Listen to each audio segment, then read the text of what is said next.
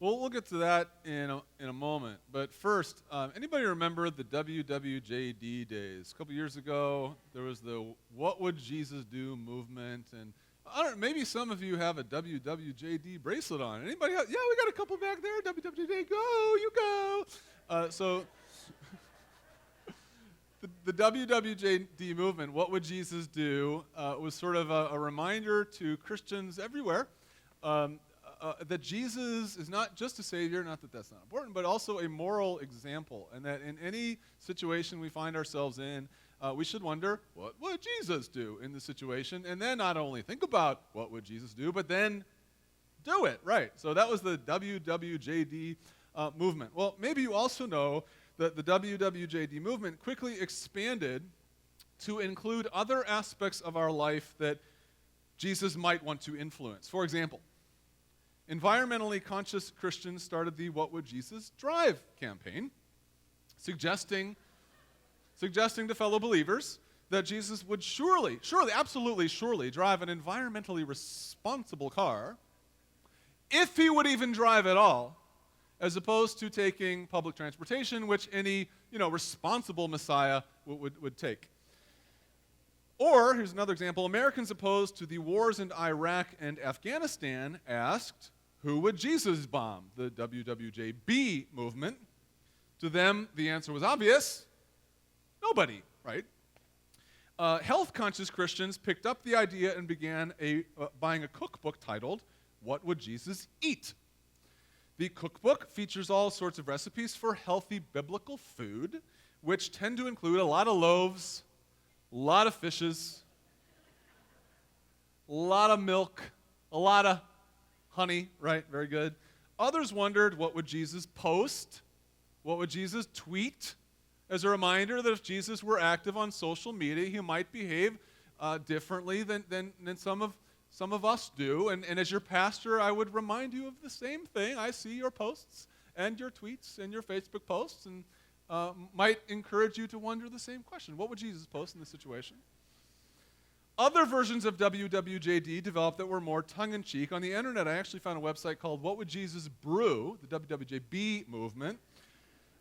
It's a website, yes, thank God for the WWJB movement. It's a movement that celebrates the legacy of wine and beer in the history of the church. I actually found an anti-violence movement on the internet asking the question, what would Jesus pack? Not, for a trip. What would Jesus pack? Suggesting that the pacifist Savior we worship probably wouldn't pack anything. Another example, a toy company sells a toy called What Would Jesus Wear? It includes a toy figurine Jesus that you can dress up in certain Messiah outfits. There's Beach Jesus.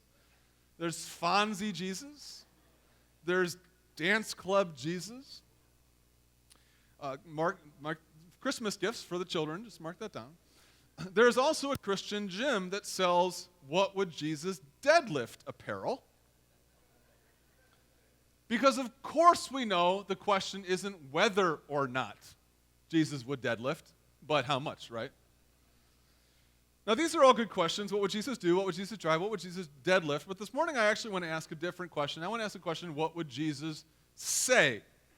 Because in the Bible we learn that Jesus had a lot to say. He came as the Word of God made flesh. Now, of course, Jesus came with a lot to do. He came to heal people of diseases. He came to serve the poor. He came to eradicate death and sin. Those are all pretty important things that Jesus came to do, but he also came with a lot of things to say. He came with a lot of sermons to deliver for people to listen to. He came with a lot of conversations to have with people, which are recorded in the Word.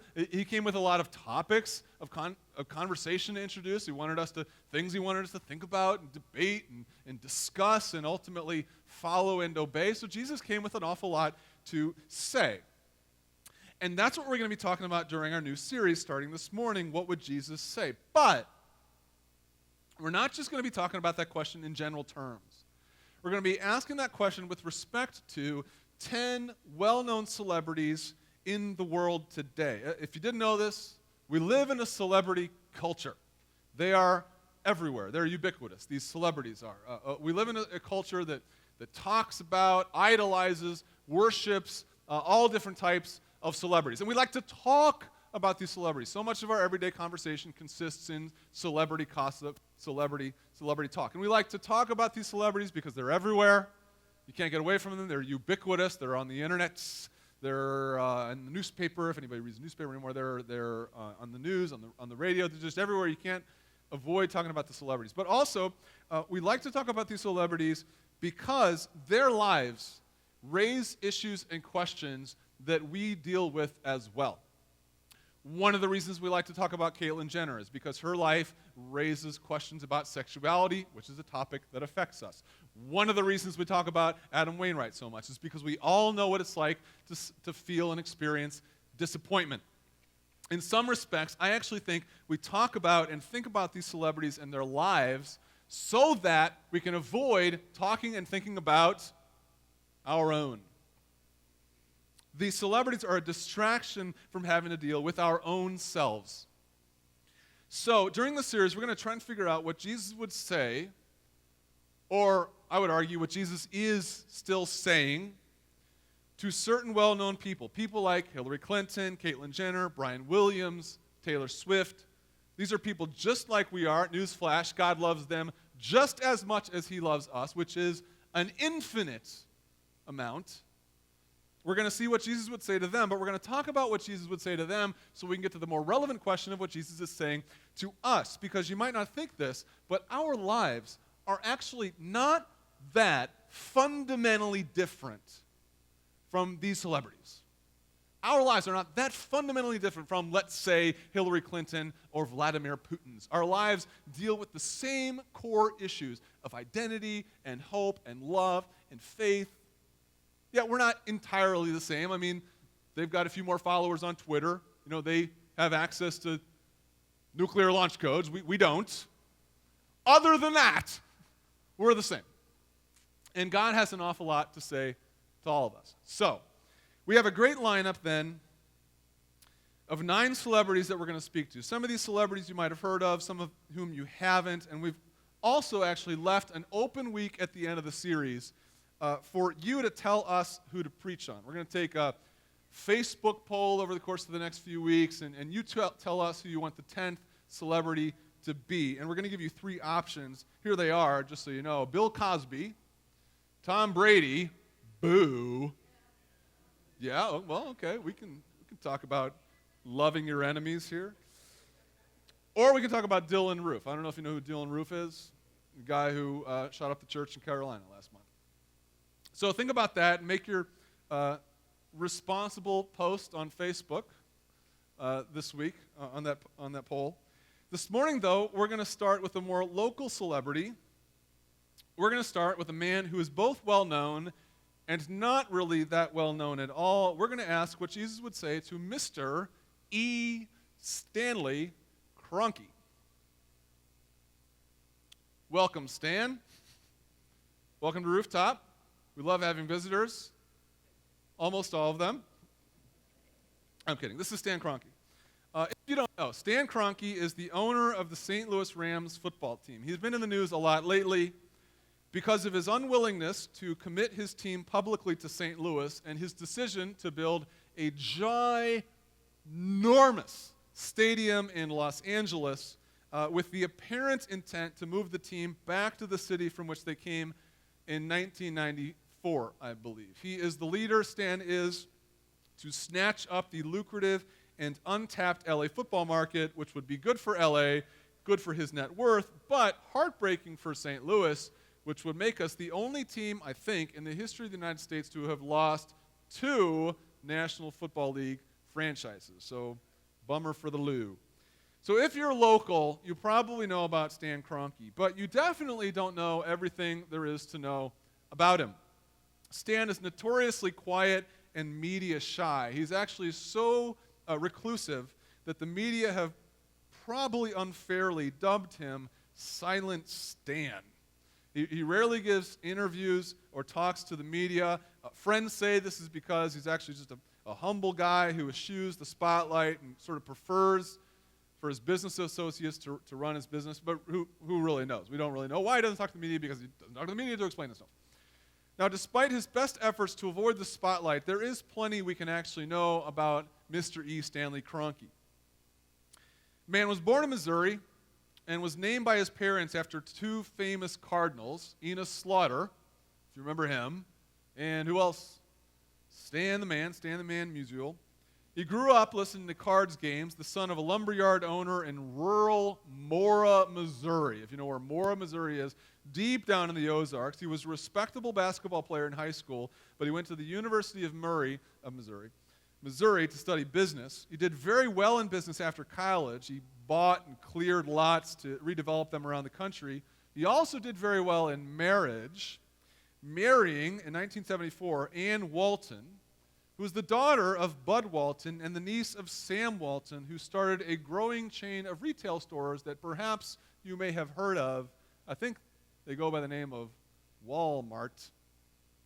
With his new Walmart connections, Stan's real estate development took off as he developed strip malls and retail centers anchored by his new family's supercenters. Now, with millions and millions of dollars to play with, Stan Kroenke decided to move into buying sports teams. He owns several sports teams and stadiums, including the Denver Nuggets of the NBA, the Colorado Avalanche of the NHL, the Colorado Rapids of the MLS, the Colorado Mammoth of the National Lacrosse Team. He needs only the Colorado Rockies to complete that block of Colorado sports franchises on his monopoly board. But as you also know, he is 100% owner of the, for now, St. Louis Rams, and also the 100% owner of the Arsenal Gunners. If you're a big European football fan, any European football fans here? Absolutely. The Arsenal Gunners are one of Europe's oldest, most storied soccer teams. Stan seems to relish his role as a sports owner. In a rare public interview, he was actually asked a few years ago by SI why he decided to get into sports business. And he said he did so because he admires what sports actually celebrates. Here's what he said. Sports are about these qualities of character: teamwork, perseverance, work ethic. These are universal values, and sports at their best promote them. Sports break barriers. They're embraced around the world. They bring communities together. Now, whatever Kroenke's motivation, he has certainly made an impact in the arena. A 2012 Sports Illustrated article called him the most powerful man in sports, is Stan Kroenke. With his sports and real estate holdings, he is 86th on Forbes' list of the 400 wealthiest Americans. He has a net worth of, get this, $5.7 billion. And although his friends say he is humble and unpretentious, Stan is not afraid to spend and enjoy his wealth. In addition to the franchises that he owns, Stan also owns a large yacht, a palatial home in Columbia, Missouri, a multi-million-dollar beach house in Malibu, a vineyard in Napa Valley called the Screaming Eagle, which sells Cabernet Sauvignon for $1,000 a bottle, several ranches, including a 540,000-acre ranch in Montana. So he's doing fairly well. Now, getting back to our question, though, what would Jesus say to this man? What would Jesus say to Mr. E. Stanley Kroenke? Well, we're going to have this problem a lot during this series. Really, I have no idea. No clue. I don't know what Jesus would say to this guy. I mean, I can barely understand sometimes what Jesus is saying to me. So I don't know how I'm going to figure out what Jesus is saying to somebody I've never met before. So a lot of this, in some respects, is guesswork. But at the same time, with that attitude, this sermon and series would be very short. So let's not leave it there. And besides which, we can at least humbly hazard a good guess what Jesus would say to somebody based on what we do know about that person, and more importantly, what we do know about Jesus. Because we do know what Jesus thinks about an awful lot of things that people are clearly having to deal with. Jesus left us a nice big resource describing what he thinks about an awful lot of things. So we can hazard a humble guess. And I think we'd be on solid ground to at least suppose what Jesus might want to talk about with this guy.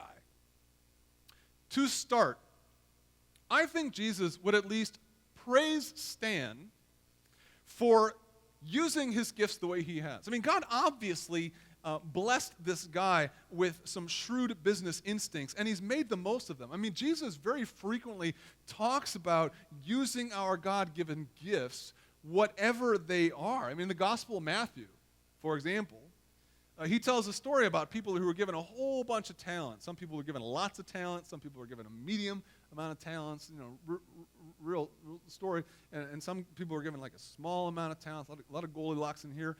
And he praises those people who at least take risks with whatever talents they're given.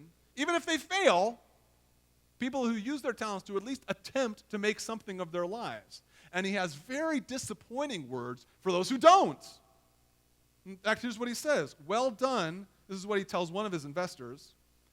Well done, good and faithful servants. You have been faithful with a few things. I will put you in charge of many things. Come and share your master's happiness. I mean, call me a conservative here, but as easy as it is to get mad at rich people, anybody ever found themselves in that position? As easy as it is to get mad at rich people, we can't forget that many of them just made their way through hard work, smart risk, and perseverance. I mean, Stan started with virtually nothing in Mora, Missouri. I hadn't even heard of Mora, Missouri, but he turned himself into something even before meeting his well-connected wife. His life here is a reminder that God's given each of us gifts to use, and that in order for us to have any chance at becoming anything in life, we've actually got to take some risks with what God's given us. So his life raises the question for us, which we should kind of ask ourselves every day: what gifts has God given you? God gave you something to use. What gifts has God given you? The ability to make money? The ability to serve people? The ability to teach children, the ability to raise great children, the ability to preach sermons, the ability to prepare lessons. What gifts has God given you? You have no chance of amounting to anything if you don't at least try to apply those gifts. And some of Jesus' harshest words in the gospel are reserved for people who don't even attempt to do something with the gifts that God has given them. So Jesus might commend Stan for that. At the same time, I imagine Jesus might also want to have a conversation with E. Stanley Kroenke about some of his business practices. It's no secret that professional sports team owners, who tend to be, due respect, Stan, very wealthy individuals. And some of them manipulate entire cities and state governments to get as much financial assistance as they can, even though most of them don't actually need it. Cities are so in love with their sports teams that they will pony up millions and millions and millions of dollars annually to do whatever it takes to keep them. If the owners want a new stadium, the city will help to build it, even if they don't have the money to do so, and even if there are other unmet needs in the city, like unmet infrastructure needs, unmet educational needs, unmet needs for social services and programs. The city of Phoenix, for example, I don't know if you saw this in the news. The city of Phoenix is spending millions and millions and millions and millions of dollars to hold on to its bankrupt hockey team in Phoenix. Hockey in Phoenix, that's part of the problem here, I think. But they're spending millions and millions and millions of dollars to hold on to their bankrupt hockey team in Phoenix, even though they don't have enough money to pay their police force. Hockey in Phoenix, police force. What do you think? Hockey in Phoenix. Now, this situation might actually be okay if building a stadium for a city was an economic benefit to that city, providing jobs and revenue. This might be okay if having a sports franchise was an overall economic benefit. But economic study after economic study after economic study have concluded that the economic benefit of a professional sports franchise is slight at best. PR agents hired by the professional sports teams repeatedly exaggerate the economic benefits. The value of a sports franchise is mostly emotional and communal, not necessarily economic. Despite this established economic fact, though, cities are held financial hostage by rich owners who could easily finance stadiums on their own, but don't want to because they know that some desperate city somewhere will give them the financing they want in order to build a new stadium. Right now, if you've been paying attention to the news at all, right now, the city of St. Louis and the state of Missouri are working furiously to secure financing for a new riverfront stadium to keep the Rams here. At the same time, the city doesn't actually have enough money to make infrastructure upgrades. The schools in the city are tolerable at best, and we have people going hungry in the streets. Keep in mind a few things additionally. The county of St. Louis is not participating in the fundraising, even though most of the Rams fans who can actually pay to go to the games live in the county. And keep in mind also that the city has a stadium in which the team can play. It's only 22 years old. But the Rams say it's not nice enough for us, and we could probably get a nicer one elsewhere that somebody else could pay for. Now, I know this is actually a very, very complicated issue. I don't pretend that it's not a complicated issue at all. I mean, I love the Rams. If I could personally finance the Rams myself, I would do it. I would have no idea how I would keep the Rams here, but I would make an attempt. So I know that this is a very complicated issue. It's a very emotional issue as well, which is kind of interesting. I mean, it's football, people. But anyway, I love the Rams. I just don't like being bullied by the NFL or by the Rams into spending money that our city should probably be spending on other more important, certainly more eternal things. So I don't really know. I'll be humble again. I don't really know if Jesus would want to talk about this, but I really suspect that he would at least bring it up if you were sitting down talking to the guy. So Jesus might commend Stan for his business investments. He might talk about the stadium deal. But in the end, what I really think Jesus would want to talk about with Stan Kroenke, what I really think Jesus would do if he sat down for coffee with Stan Kroenke, I think Jesus would tell him a story. I think Jesus would tell him a story that he's told before. It's a story in the Gospel of Luke, chapter 12. And it's a story he wouldn't just tell to Stan Kroenke or Robert Kraft or Jerry Jones, but I think it's a story that he would tell to you and I. In Luke chapter 12, a listener asked Jesus a question about money. Jesus warns the man and his other listeners not to get consumed by wealth. Don't let that rule your life. As he says here, be on your guard against all kinds of greed. A man's life does not consist in the abundance of his possessions, Jesus says. And then, as Jesus tends to do, he illustrates that very important point with a story, with a parable. And it's a relatively short parable, so let me just go ahead and read it to you. Luke chapter 12.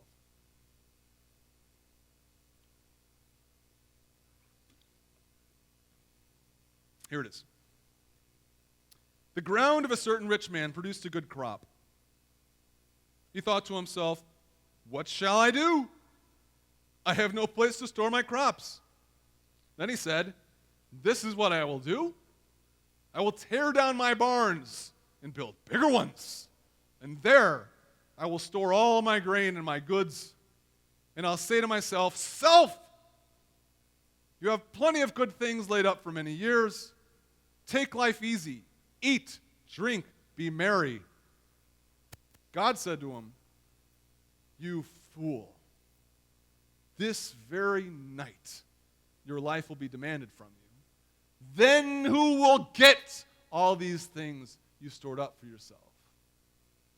This is how it will be, Jesus says, with anyone who stores up things for himself but is not rich toward God.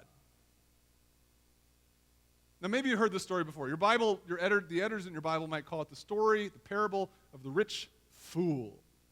That's not to say that every rich person is foolish, but wealth comes with a certain burden, which oftentimes leads towards foolishness. Now, in the story, it's about a rich farmer, or for our purposes this morning, a very wealthy sports mogul. This sports team mogul, let's just say, has a great year one year. All his teams win their respective championships, every single one of them.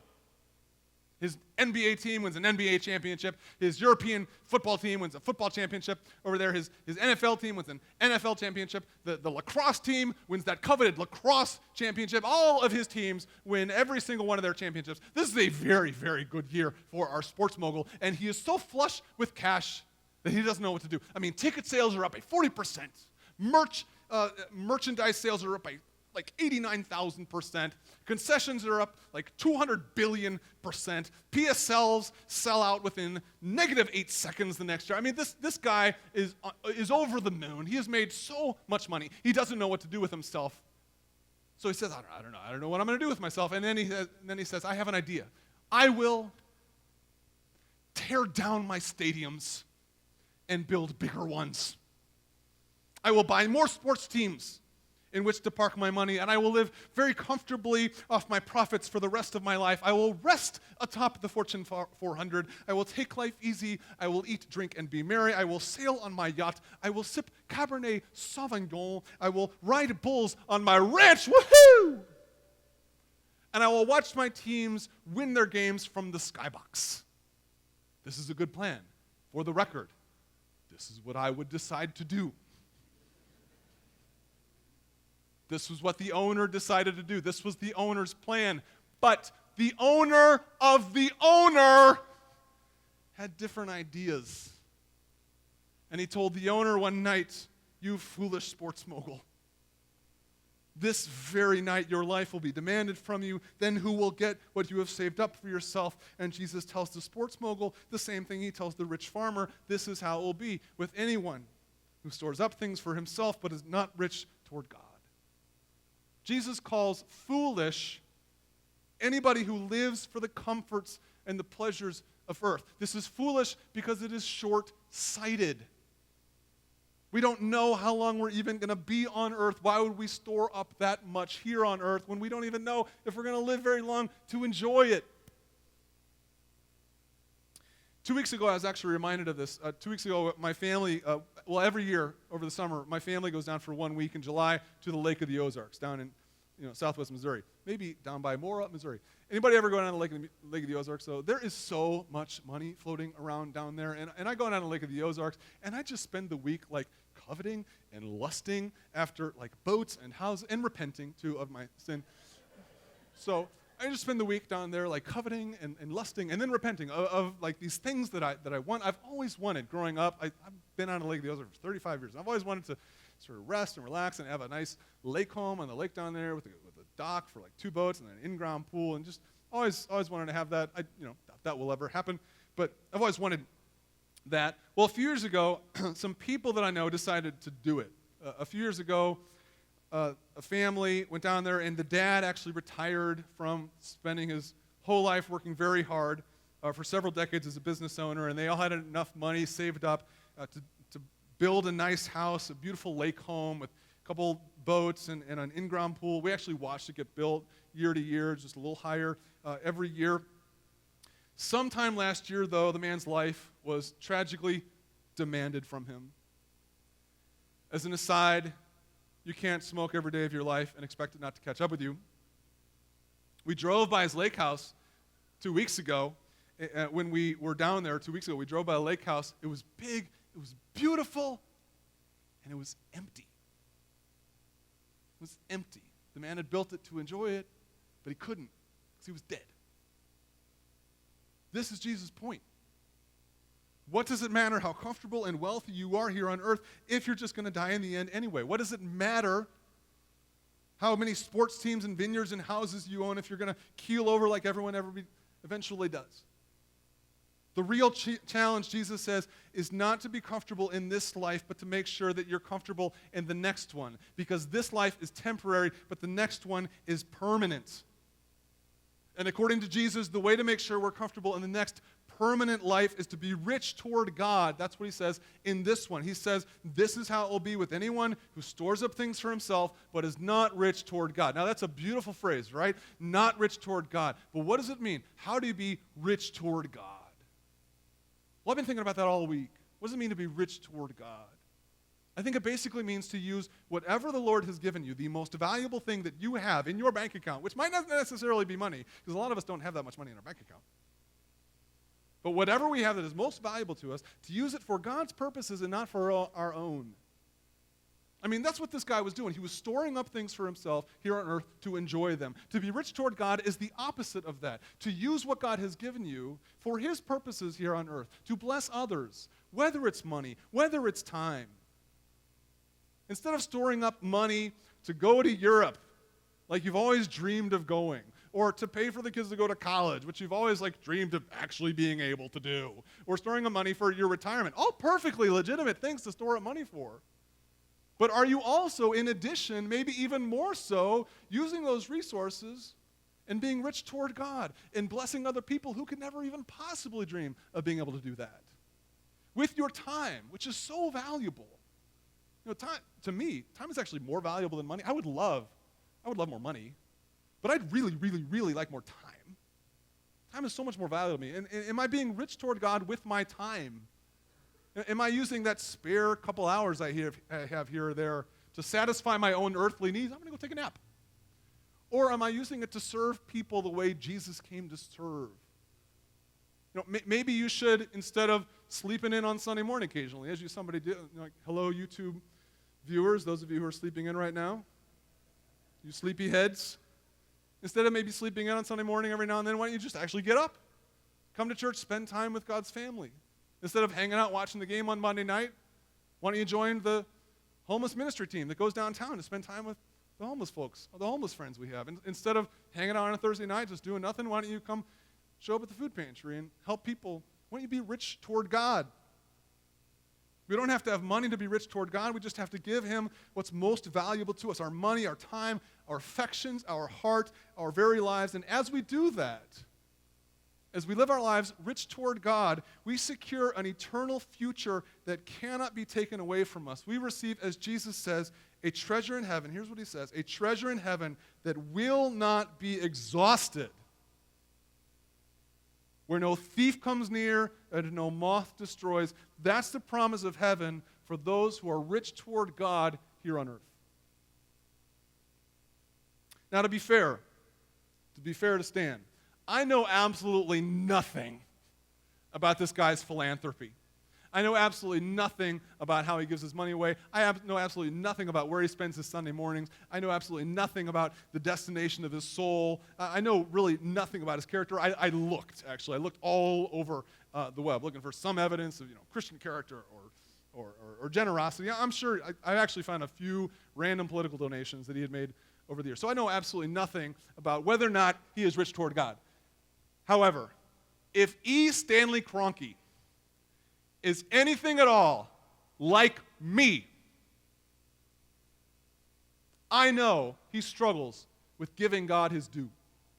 If E. Stanley Kroenke is anything at all like me, he likes to hold what is most valuable to himself, to use it for his own earthly pleasure. He likes to store up for himself his time and his wealth and his affections instead of giving them to God, to the church, to the poor. He likes to tear down his barns and build bigger ones, thinking he's going to be around a while to enjoy them. But he has no idea how long he's going to be around. Neither do you, neither do me. Neither do I. Grammar, not my strong suit. None of us, I guarantee you, none of us will be around very long enough to enjoy for that long, the meager amount that we've stored up for ourselves. And then what? For those of us who have stored up nothing for God, we have only, according to Jesus, eternal punishment to look forward to. But for those of us who have been rich toward God, for those of us who have made sacrifices for the poor and for the church and for God himself, for those of us who have given God our heart, our time, our money, anything that is valuable to us, for those of us who have done that, we have an eternal, permanent kingdom to look forward to that makes E. Stanley Kroenke's sports empire look like Legoland. That's what Jesus would say to Stanley Kroenke and to you and to I, for me.